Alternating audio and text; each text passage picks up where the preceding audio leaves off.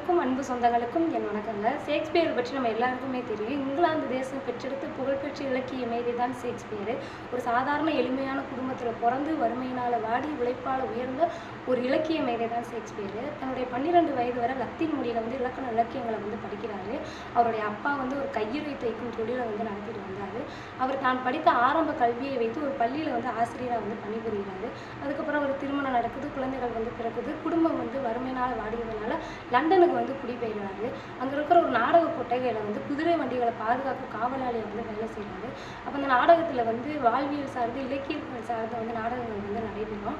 அப்போ அந்த நாடகத்தில் நடிக்கக்கூடிய முக்கிய நபர் வராமல் இருக்கிறாரு. அந்த நாடகத்துடைய இயக்குனர் என்ன பண்ணுவது என்று தெரியாமல் புலம்பிக்கிட்டு இருக்காரு.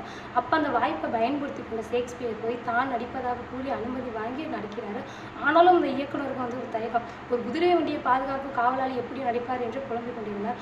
ஆனாலும் ஷேக்ஸ்பியர் தன்னுடைய திறனாலும் உழைப்பினாலும் தான் எழுதி வைத்திருந்த சொந்த வசனங்களையும் இடையிடையே கூறி மக்களால் கவரப்பட்டு பாராட்டை பெற்று ஒரு மிகப்பெரிய அரங்கம் முழுவதுமே ஒரு கரவோசை இருந்தது.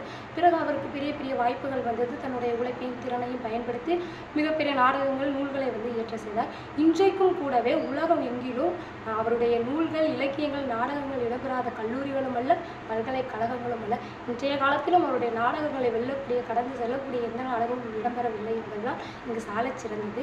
இப்படிப்பட்ட ஒரு மனிதனினுடைய வெற்றி என்பது ஒரு மிக மகத்தானவை என்றுதான் கூறலாம். இதை ஏன் நான் சொல்கிறேன் என்றால், இன்றைய காலகட்டத்தில் சில இளைஞர்கள் மட்டும்தான் தன்னுடைய வாய்ப்பினை உருவாக்கி கொண்டு அதில் ஈடுபட்டுகின்றனர். ஆனால் பல இளைஞர்கள் கிடைக்கக்கூடிய வாய்ப்பினை பயன்படுத்தி கொள்ளாமல் தவறான வழியில் செல்கின்றனர். ஷேக்ஸ்பியர் ஒரு அழகான ஒரு பொன்மொழி சொல்லியிருப்பார். கிடைக்காதது இனி பலகாலம் வருந்துவதை விட கிடைத்தது இனி சில காலமாக மகிழ்ச்சியோடு வாழ அதுதான் சாலச் சிறந்தது என்று கூறுவார். ஆக ஷேக்ஸ்பியரின் பொன்மொழிகளை நாம் பின்பற்றி அவருடைய வாழ்க்கை நிகழ்வுகளை நாம் மேற்கோள் காட்டி அவரை போல் இலக்கிய மேதியாக நாம் உருவாகலாம். நன்றி.